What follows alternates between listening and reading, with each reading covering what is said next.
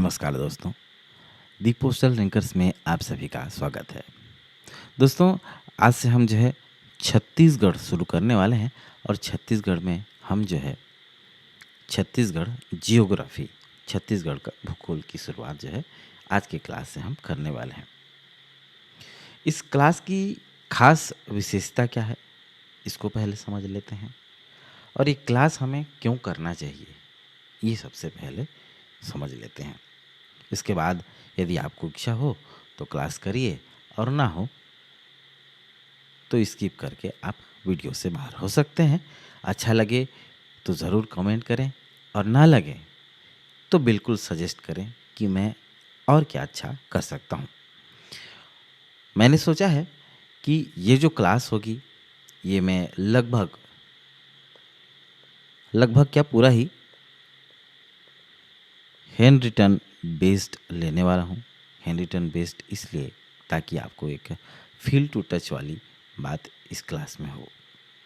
दूसरी चीज़ है, ये क्लास ख़त्म होने के बाद हम मेंस के क्वेश्चन करने वाले हैं। यदि आप यूपीएससी के विद्यार्थी हैं या फिर आप सीजीपीएससी के विद्यार्थी हैं तो किस प्रकार से आपको मेंस में एक क्वेश्चन के बाद आंसर लिखनी होती है, इसकी भी तैयारी हम साथ ही साथ करने वाले हैं।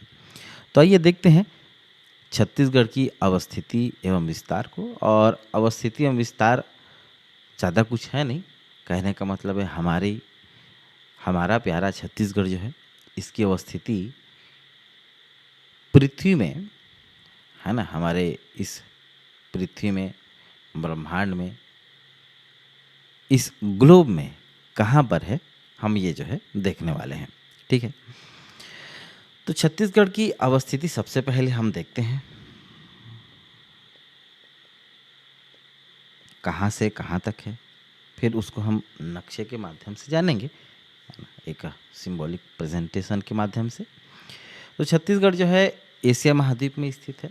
एशिया महाद्वीप में उत्तरी प्रायद्वीप में स्थित है। नॉर्थ, साउथ, ईस्ट, वेस्ट, ये वाले भाग पे अपना भारत, प्यारा भारत स्थित है और इसी के अंदर एक राज्य हमारा प्यारा छत्तीसगढ़ जो कि स्थित है।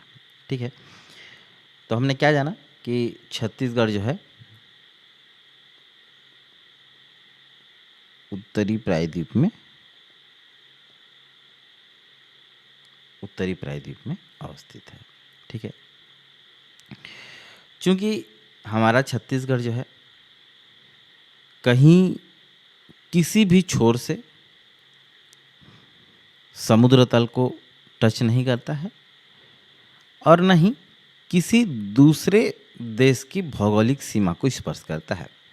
कहने का मतलब है हमारा छत्तीसगढ़ भू अवस्थित राज्य है। ठीक है, ऐसे भू अवस्थित राज्य कितने हैं, कमेंट बॉक्स में बताइएगा। अब देखते हैं कि छत्तीसगढ़ तो शुरुआती दौर से छत्तीसगढ़ नहीं रहा होगा, किसी न किसी राज्य से टूटकर, किसी न किसी प्रांत से अलग होकर बना होगा, है ना। तो मातृ राज्य के बारे में बात करें तो 1 नवंबर सन 2000 को किससे अलग होकर, मध्य प्रदेश से अलग होकर कितने साल बाद, मध्य प्रदेश के बनने के 44 साल बाद। ठीक है, भारत का 26वां राज्य बना, 26वां राज्य बना। ठीक है, और इसकी अवस्थिति मध्य प्रदेश की तुलनात्मक दृष्टि से देखें तो मध्य प्रदेश से किस ओर है, दक्षिण पूर्व की ओर। ठीक है, आगे हम प्रैक्टिस भी करने वाले हैं और हम जो पढ़ रहे हैं इसी से रिलेटेड क्वेश्चन भी होंगे। ठीक है, और तब की स्थिति में कितने जिले थे, 16 जिलों के साथ हमारा प्यारा छत्तीसगढ़ 1 नवंबर सन 2000 को बन के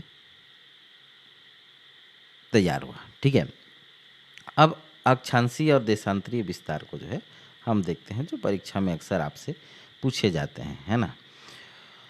उत्तरी अक्षांश की हम जब बात करते हैं तो उत्तरी अक्षांश यहाँ से होकर गुजरता है। ठीक है, और उत्तरी अक्षांश कहने का दक्षिणी कहता हूँ, ये तो उत्तरी भाग में तो उत्तरी के बीच रहेगा। और उत्तर पूर्व में चूंकि हम स्थित हैं तो उत्तर अक्षांश उत्तरी है और देशांतर जो है पूर्वी देशांतर है। ठीक है, सेम एक यही लाइन नीचे भाग पे ले आते हैं। ठीक है, तो उत्तरी अक्षांश की बात करें तो उत्तरी अक्षांश जो है 24 डिग्री 5 मिनट उत्तरी अक्षांश और 17 मिनट 46 सेकेंड उत्तरी अक्षांश के मध्य अपना छत्तीसगढ़ जो है विस्तृत है। ठीक है, इसके बाद देशांतर की बात आती है। इसको थोड़ा क्लीन कर देते हैं।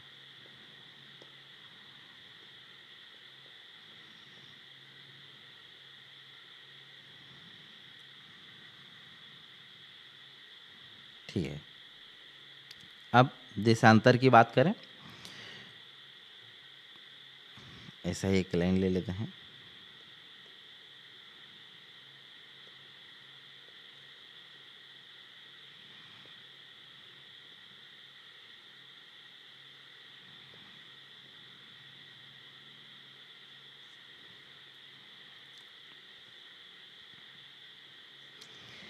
तो देशांतर की जब बात करते हैं जब हम, तो 80-15 क्या पूर्वी देशांतर, पूर्वी देशांतर से कितना 84-25। ठीक है, 84-25 नहीं, 84-24। ठीक है,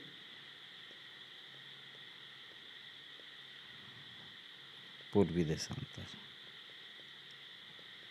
ठीक है, इन दोनों के मध्य हमारा छत्तीसगढ़ जो है फैला हुआ है।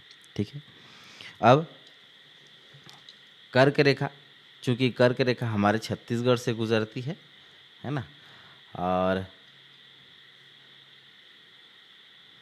कर्क रेखा के बारे में जानते हैं कि कौन कौन से ज़िलों से होकर गुजरती है और कहाँ कहाँ से गुजरती है। तो कर्क रेखा जो है यहाँ कहीं से, ये कोरिया,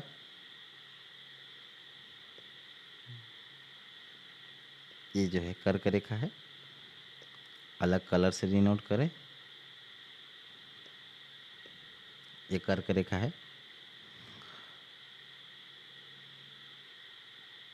कर्क रेखा और IST इंडियन स्टैंडर्ड टाइम एक दूसरे को जो है कोरिया के सोनहत पर काटती हैं, यहाँ कहीं, है ना। कहाँ काटती है, एग्जैक्ट लोकेशन आपको बताएं तो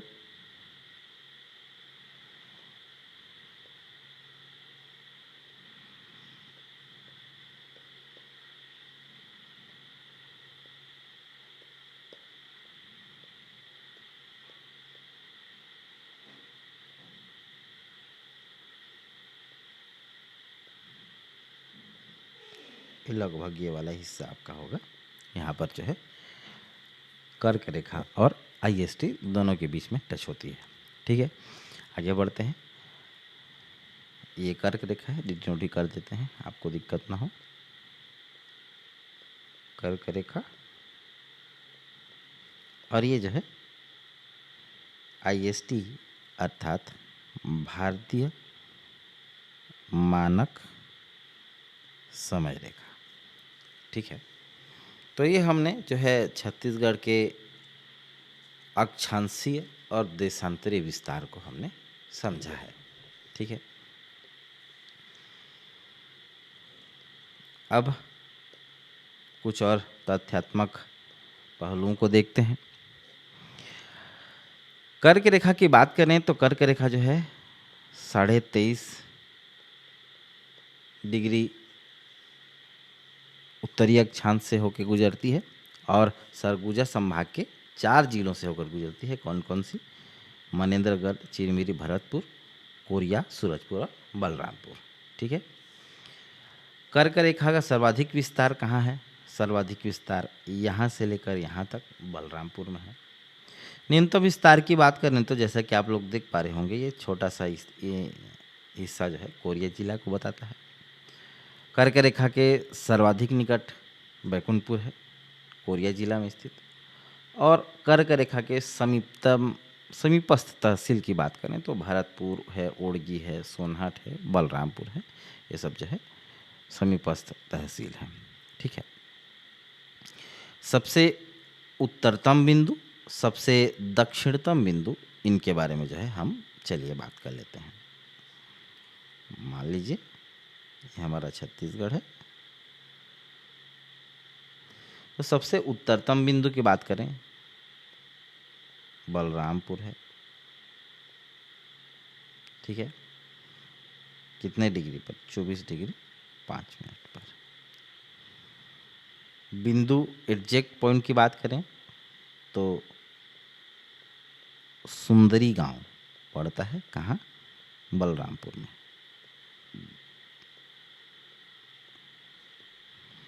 ठीक है। दक्षिणतम बिंदु की बात करते हैं, सुकमा जिला में पड़ता है। कहाँ? कोंटा तहसील में। ठीक है। कितना? 17 डिग्री 46 मिनट। ठीक है।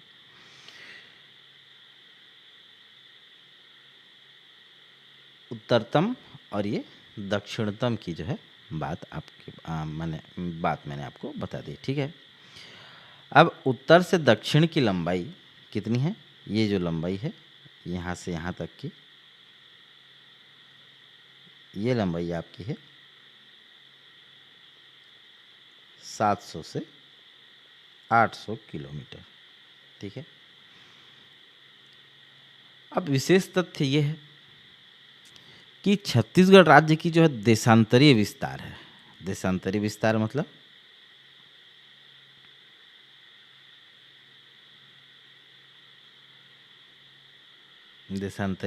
मतलब आपका ये कहना चाहिए कि यहाँ से लेके ये इस पॉइंट तक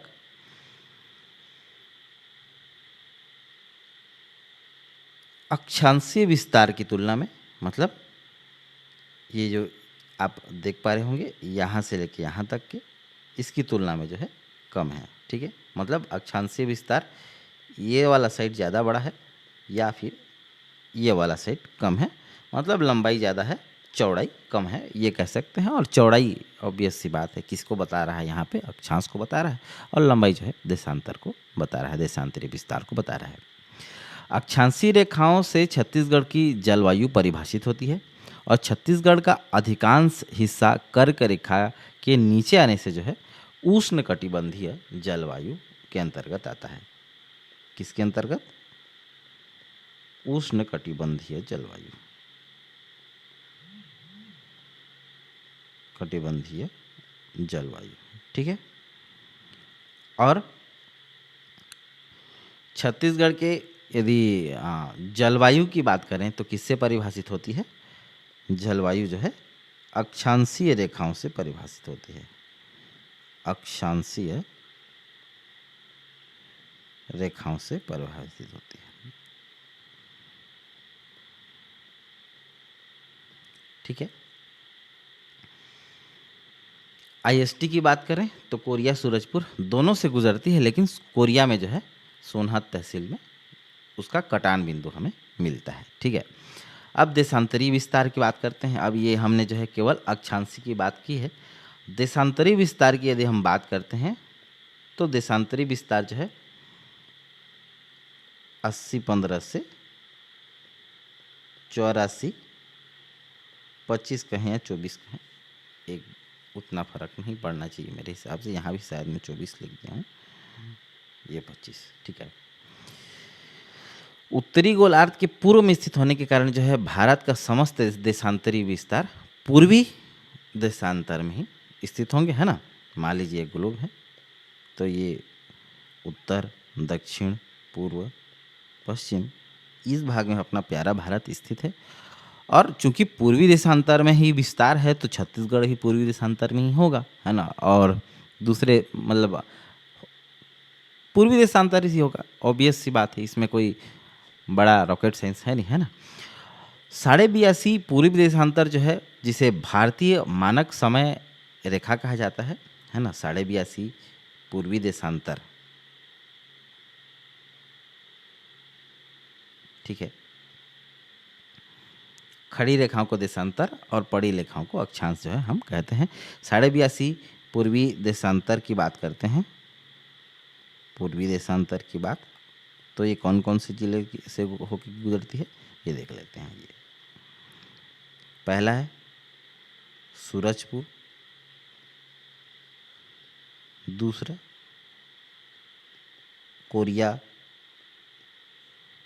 फिर कोरबा, फिर जांजगीर चांपा, बलौदाबाजार, महासमुंद और गरियाबंद। नक्शे पर देखें तो ये देख पा रहे हैं आप,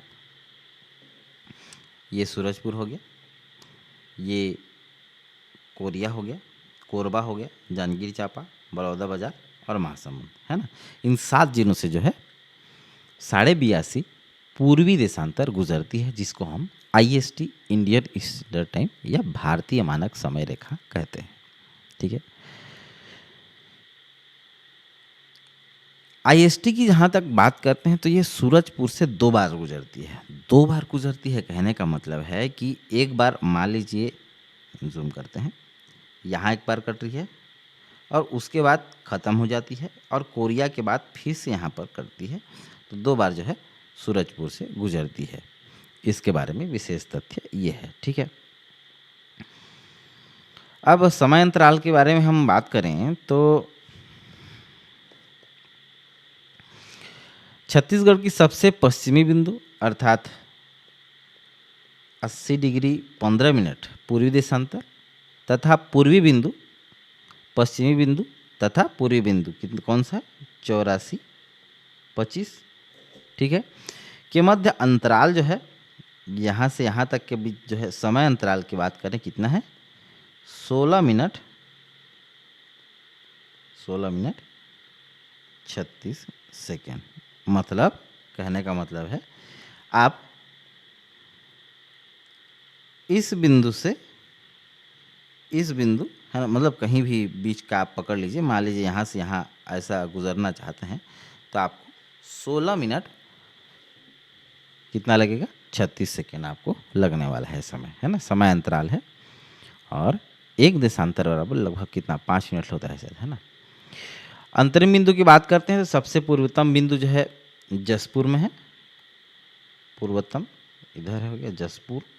जसपुर में कौन सा, जसपुर में भी गिदला, ठीक है। और पश्चिमतम बिंदु की बात करते हैं तो बीजापुर है, बीजापुर में भद्रकाली, ठीक है।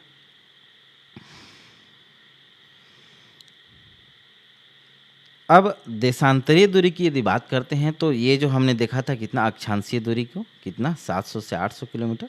देशांतरीय दूरी यहाँ से यहाँ तक, शायद मैंने उल्टा बोल दिया लगता है। देशांतरीय दूरी की बात करते हैं तो जो है ये कितना है, 435 किलोमीटर, नहीं सही बोला भाई, ठीक है। मतलब देशांतरीय दूरी मतलब ये वाला दूरी 435 किलोमीटर है, ये वाली दूरी कितनी है, 700 से 800 किलोमीटर है, ठीक है। आगे बढ़ते हैं।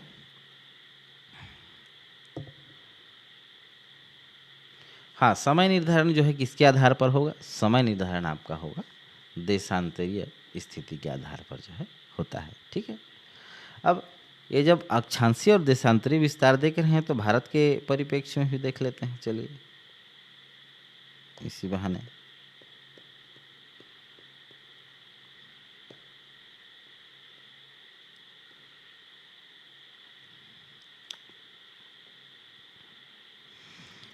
भारत की उत्तरी अक्षांश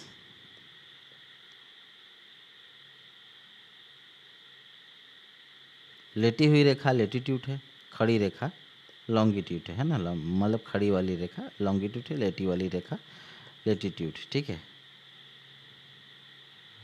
ये हमने अक्षांश ले लिए।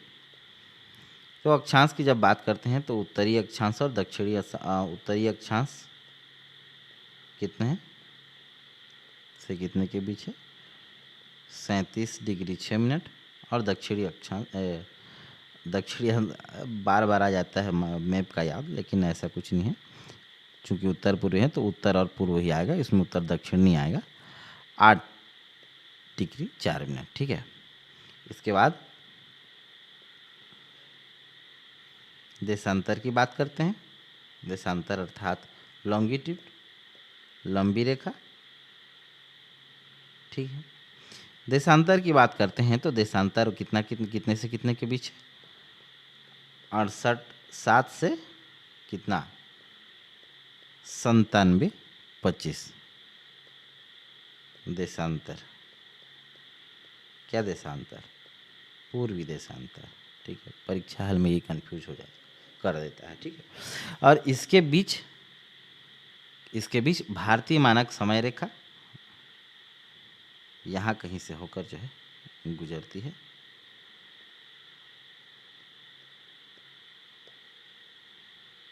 ये IST। ठीक है, और इसमें हम देखें तो ये मान के चल सकते हैं कि ये उत्तरी अक्षांश हो गया और ये पूर्वी देशांतर हो गया, है ना। इसके बीच ये हमारा छत्तीसगढ़ हो गया। ठीक है, आगे बढ़ते हैं।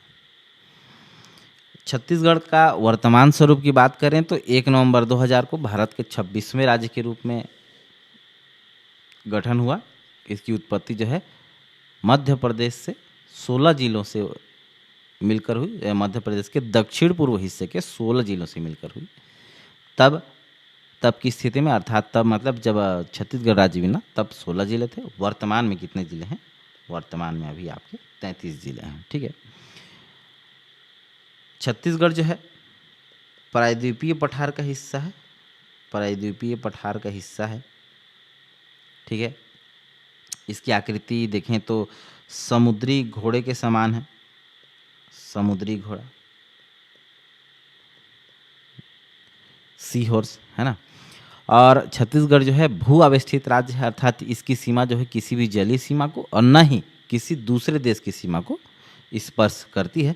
और जब भू अवस्थित राज्य की बात आती है, भू अवस्थित राज्य की बात आती है तो इसमें याद रखने वाली बात यह है कि सबसे बड़ा भू अवस्थित जिला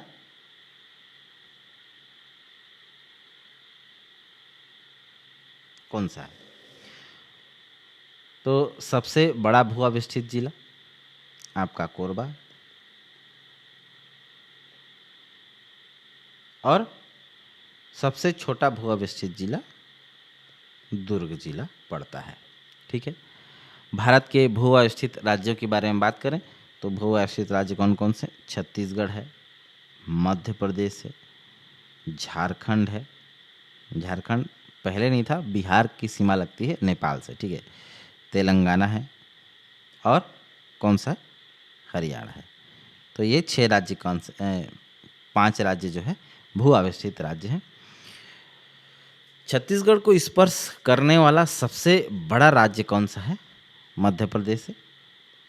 और छत्तीसगढ़ को स्पर्श करने वाला सबसे छोटा राज्य जो है झारखंड है। ठीक है, छत्तीसगढ़ की समुद्र तल से ऊंचाई की बात करें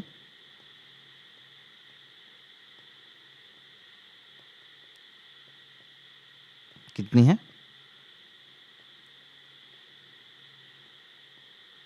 500 मीटर। ठीक है, छत्तीसगढ़ की समुद्र तल से ऊंचाई 500 मीटर है। और समुद्र तल से दूरी की बात करें तो कितनी है, लगभग 400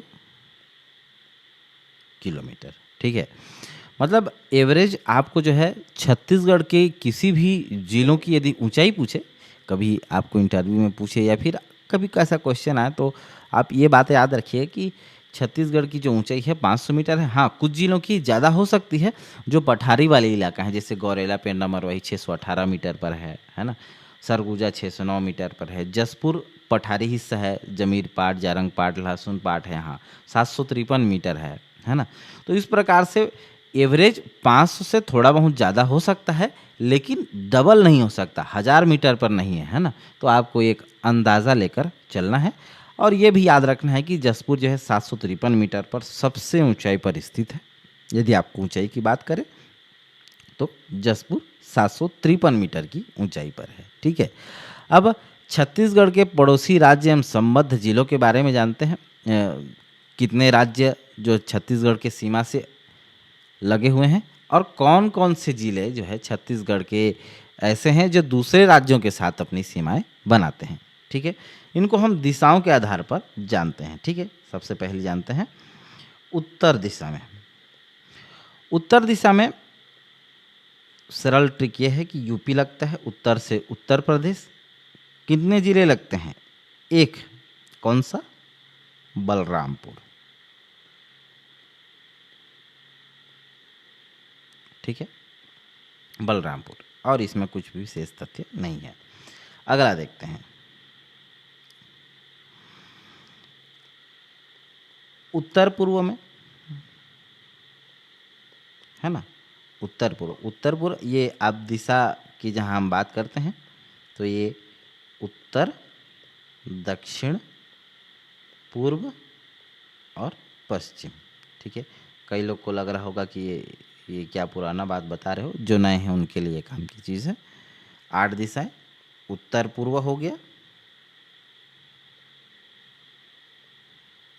पूर्व दक्षिण हो गया, पूर्व दक्षिण कहता हूँ यार,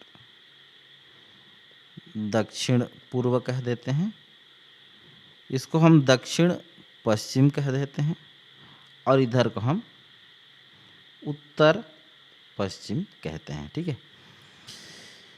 संस्कृत में देखें तो ईशान कोण सबसे पहले आता है, और याद रखिएगा 8 दिशाओं में से सबसे पहली दिशा का नाम है ईशान। उत्तर पूर्व की बात करते हैं तो यहाँ से जो है झारखंड लगता है। झारखंड से कितने जिले लगते हैं? 2 जिले लगते हैं। कौन कौन से? 2 जिले हैं। एक तो है आपका बलरामपुर, और दूसरा है आपका जशपुर, ठीक है। जशपुर के बारे में हमने जाना कि जशपुर जो है सबसे ऊंचाई पर स्थित है, ठीक है, समुद्र तल से। इसके बारे में एक विशेष तथ्य यह है कि बलरामपुर जो है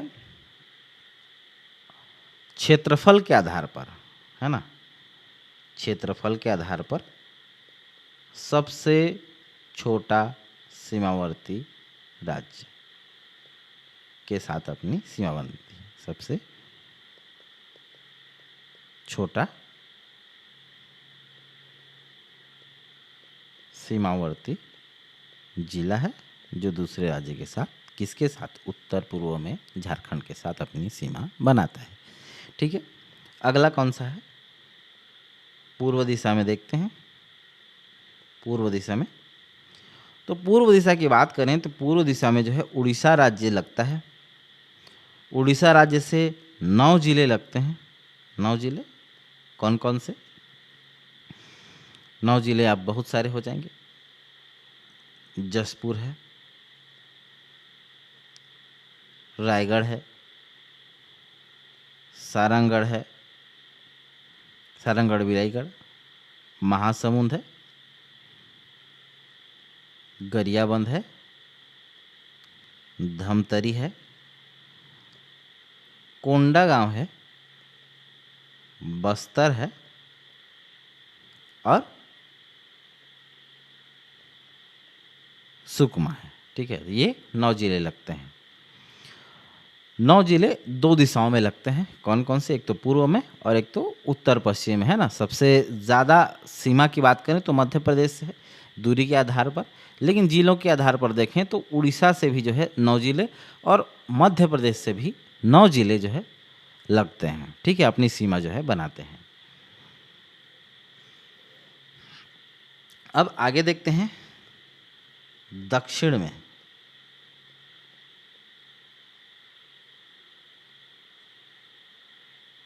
हाँ, ये दूरी के आधार पर सबसे लंबी सीमा जो है उड़ीसा के साथ बनती है, दूरी के आधार पर और क्षेत्रफल के आधार पर मध्य प्रदेश से। ठीक है।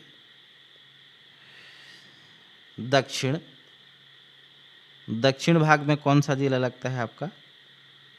आंध्र प्रदेश। आंध्र प्रदेश से कितने जिले लगते हैं? एक जिला। कौन सा जिला है? तो आंध्र प्रदेश से जो है सुकमा जिला लगता है, और सुकमा का कोंटा तहसील हमने पढ़ा था, दक्षिणतम बिंदु।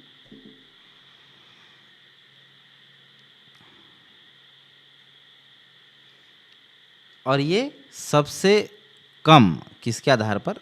दूरी के आधार पर, और सबसे कम क्षेत्रफल के आधार पर कौन सा है? बलरामपुर है। ठीक है, आगे बढ़ते हैं। पश्चिम दिशा में देखते हैं। अच्छा, दक्षिण देखिए तो दक्षिण पश्चिम में पहले देखते हैं।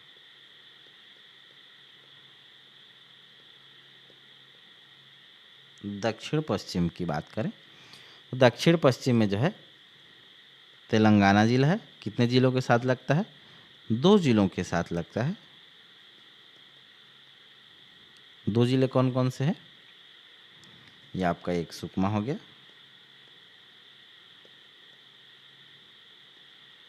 और दूसरा बीजापुर हो गया। ठीक है, और कोई विशेष तथ्य है नहीं। अब अगला पश्चिम भाग में देखते हैं। तो पश्चिम भाग की बात करें तो महाराष्ट्र है पश्चिम भाग में, और महाराष्ट्र से 5 जिले अपनी सीमा बनाते हैं। 5 जिले कौन कौन से हैं? एक बीजापुर है, दूसरा नारायणपुर है, फिर है मोहला, मानपुर, अम्बागढ़ चौकी, फिर कांके, और फिर राजनांदगांव। ठीक है, ये 5 जिले लगते हैं। और इसके बाद अगला कौन सा दिशा हो गया? उत्तर पश्चिम, और उत्तर पश्चिम से जो है एमपी लगता है। एमपी से भी हमने देखा 9 जिले लगते हैं। क्षेत्रफल के आधार पर सबसे बड़ा सीमावर्ती राज्य है। और कौन कौन से जिले लगते हैं? राजनांदगांव है, खैरागढ़ है, छुई खदान है, कवर्धा है, मुंगेली है, जीपीएम है,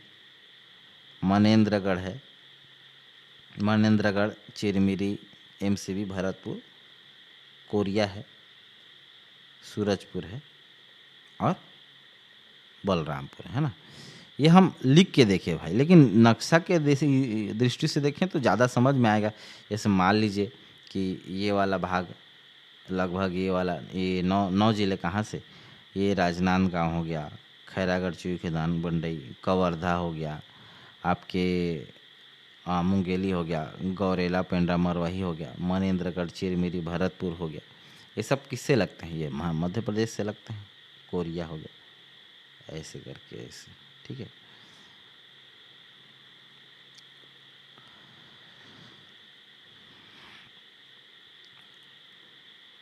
अब राज्यों की सीमा को स्पर्श करने वाले जिलों में 2 मुख्य तथ्य देखते हैं। स्पर्श करने वाले जिले है ना, क्या है मुख्य तथ्य?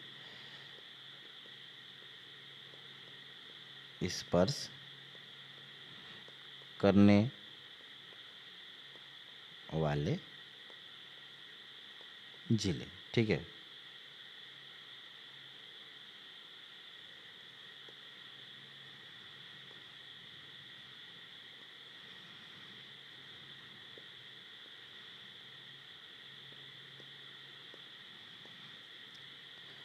तो इसमें 2 मुख्य तथ्य क्या हैं? 3 राज्य से कौन कौन से जिले लगते हैं? कौन कौन से ऐसे जिले जहाँ 3 राज्यों के साथ सीमा बनाते हैं? और कौन कौन से ऐसे जिले हैं जो 2 राज्यों के साथ अपनी सीमा बनाते हैं? ठीक है, तो इसमें है बलरामपुर, और दूसरा सुकमा। तो ये 2 जिले ऐसे हैं जो 3 राज्यों के साथ जो है अपनी सीमाएं बनाते हैं। बलरामपुर किसके साथ बनाता है? पहला है एमपी, फिर यूपी, फिर झारखंड। सुकमा की बात करें तो ये जो है उड़ीसा, आंध्र प्रदेश और तेलंगाना। ठीक है। अब 2 राज्य वाले ऐसे हैं, 3 जिले ऐसे हैं जो 2 राज्यों के साथ सीमा बनाते हैं। कौन कौन से? पहला है जशपुर, दूसरा है आपका बीजापुर और तीसरा है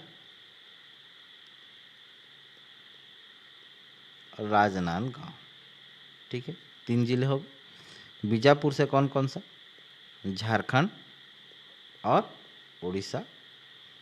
तेलंगाना जसपुर से जो है झारखंड और तेलंगाना, सॉरी भाई कंफ्यूज हो रहा हूँ, जसपुर से झारखंड और उड़ीसा, बीजापुर से तेलंगाना और महाराष्ट्र, और राजनांदगांव से जो है महाराष्ट्र और एमपी। ठीक है, तो 3 राज्य वाले जिले, 3 राज्य की सीमा को स्पर्श करने वाले जिले और 2 राज्य की सीमा को स्पर्श करने वाले जिले, इन दोनों के बारे में जो है हमने पढ़ा। ठीक है, छत्तीसगढ़ के कुल जिले कितने देखे थे हमने? 33 जिले देखे थे। अब इसमें 2 प्रकार से फिर से विभाजन हो सकता है। 33 जिले हैं, 33 जिलों को 2 प्रकार से, किस प्रकार से विभाजित करते हैं कि कौन कौन से ऐसे जिले हैं जो भू अवस्थित हैं और कौन कौन से ऐसे जिले हैं जो अंतर्राज्यीय हैं, अर्थात किसी राज्य की सीमा को टच करते हैं। ठीक है, तो ऐसे जिलों की संख्या जो अंतर्राज्यीय सीमा पर स्थित हैं, अर्थात किसी न किसी राज्य से लगते हैं, उनकी संख्या है 22। और ऐसे जिले जिनकी सीमा किसी भी राज्य को नहीं लगती, अर्थात भू अवस्थित हैं, उनकी संख्या है 11। कलर चेंज करें तो थोड़ा सा पढ़ने में इंटरेस्ट आता है। सीख रहा हूँ पढ़ना और पढ़ाना। यदि आपको अच्छा लगे तो बिल्कुल एप्रिशिएट करें, और ना लगे तो सजेशन दें कि किस प्रकार से मैं बढ़िया कर सकता हूँ। ठीक है, अब संभाग वाइज देखें यदि हम कि अंतर्राज्यीय सीमा से कौन कौन से जिले लगते हैं, तो सरगुजा संभाग की बात करें तो सरगुजा संभाग में जिलों की संख्या 5 है जो अंतर्राज्यीय जिलों से लगते हैं। किन से कौन कौन से जिले हैं? पहला तो है मनेंद्रगढ़, चिरमिरी, भरतपुर, दूसरा है कोरिया, तीसरा है सूरजपुर और चौथा है बलरामपुर और जसपुर। ठीक है, 5 सरगुजा संभाग से 5 जिले जो अंतर्राज्यीय सीमाओं से लगते हैं। ये ऐसा चीज़ है कि यदि आपको ये मैप याद रहा तो ये सब डाटा जो है आपको बाकायदा याद आएंगे, है ना। ये लिखने वाली चीज़ नहीं है, लेकिन बोलते बोलते लिखने से आपको ज़्यादा समझ में आएगा। मैं चेहरा दिखाऊं इससे ज़्यादा बेटर है कि आपको मैं लिख कर दिखाऊं। इससे आपको ये होगा कि ऐसा लिखना है करके एक माइंड में क्लैरिटी आएगी कि मैं अ ऐसे लिखता हूँ, ब ऐसे लिखता हूँ, सॉरी ये आ ब ऐसे लिखता हूँ, क ऐसे लिखता हूँ। कई लोग का य नहीं बनता, इसीलिए मैं जो है आपको लिख कर बता रहा हूँ, वरना तो मैं डिजिटल बोर्ड पर भी पढ़ा सकता हूँ, पढ़ाता भी था। अभी मैं यहीं आपको टेबलेट में बता रहा हूँ। ठीक है, पेन टेप के माध्यम से। बिलासपुर संभाग की बात करें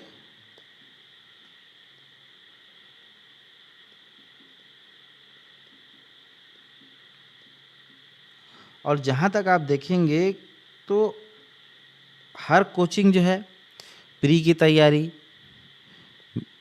मेंस की तैयारी, 12th के बाद की तैयारी, ग्रेजुएशन के बाद की तैयारी, ये सब करा रहा है, लेकिन कोई हमें मेंस कैसे लिखना है ये नहीं बता रहा है। How to write mains answer, इसके बारे में जो है कोई नहीं बता रहा है ना।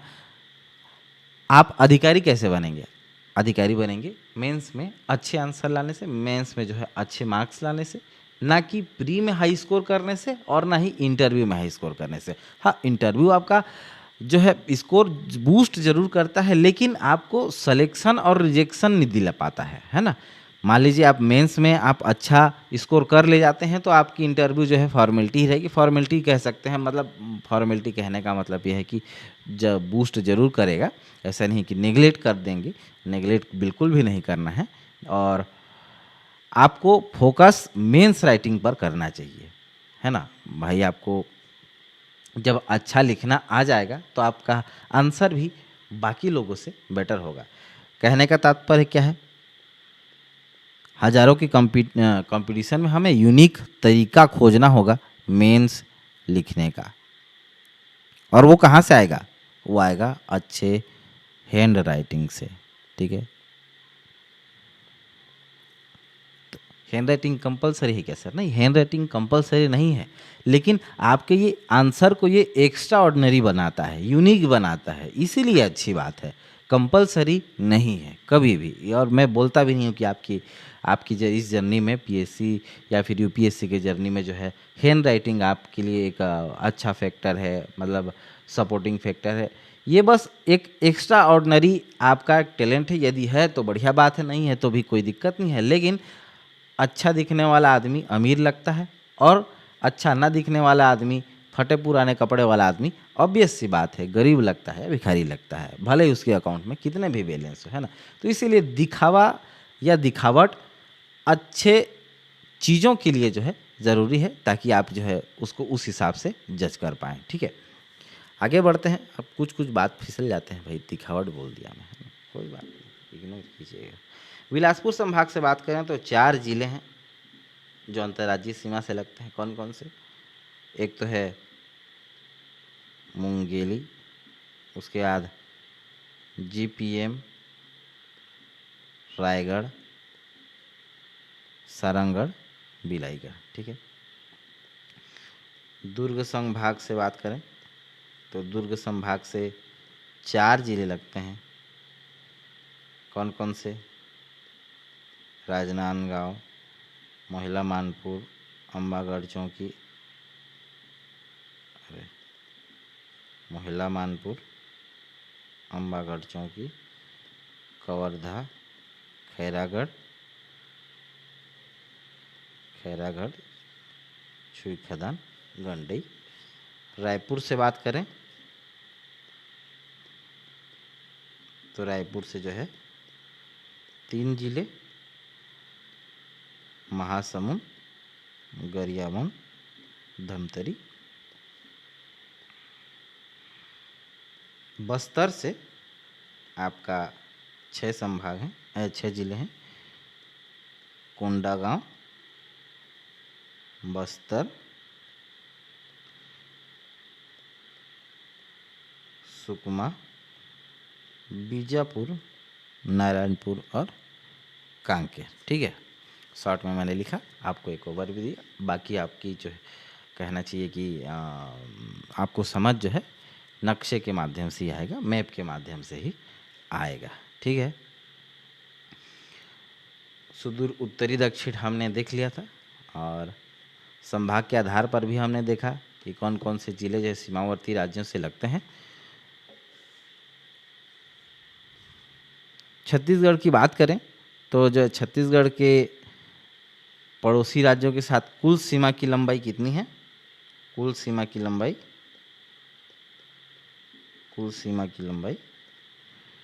2203 किलोमीटर है ना, मतलब पूरे छत्तीसगढ़ का ये वाला हिस्सा है ना, कुल सीमा। और सबसे अधिक अंतर्राज्यीय वाला जिला कौन सा था? बलरामपुर था। 3 जिलों से स्पर्श किया था, ठीक है। सबसे कम वाला कौन सा था? धमतरी था, ठीक है। इसके बाद सबसे लंबी सीमा छूने वाला राज्य कौन सा था? उड़ीसा था। सबसे कम सीमा छूने वाला आंध्र प्रदेश था। सबसे कहना चाहिए कि बड़ा राज्य कौन सा था? सबसे मतलब कहना चाहिए पड़ोसी राज्य एमपी था। और सबसे छोटा राज्य है ना, ये आंध्र प्रदेश जो है दूरी के हिसाब से सबसे छोटा है ना, और सबसे छोटे राज्य की बात करें अर्थात सबसे कौन सा ऐसा राज्य जो सबसे कम सीमा लगता है किसी ज़िले का, जैसे बलरामपुर का झारखंड के साथ, और वो का है झारखंड है। और राज्य की अंतिम सीमा जिस ज़िले से बनती है, अंतिम सीमा कहने का मतलब ये हॉरिजॉन्टली, ये वर्टिकली, ये कौन सा है, ये है सुकमा। ठीक है, तो इतने सारे विशेष तथ्य हमने देख लिए। भौगोलिक क्षेत्रफल की बात करें तो 135 से 192 आप जानते ही हैं। छत्तीसगढ़ का क्षेत्रफल प्रतिशत 4.11 है। मध्य प्रदेश के कितना भाग से बना है? 30.47% से बना है। और इसके छत्तीसगढ़ के समान क्षेत्रफल वाला देश कौन सा है? समान क्षेत्रफल वाला देश है ग्रीस। समान क्षेत्रफल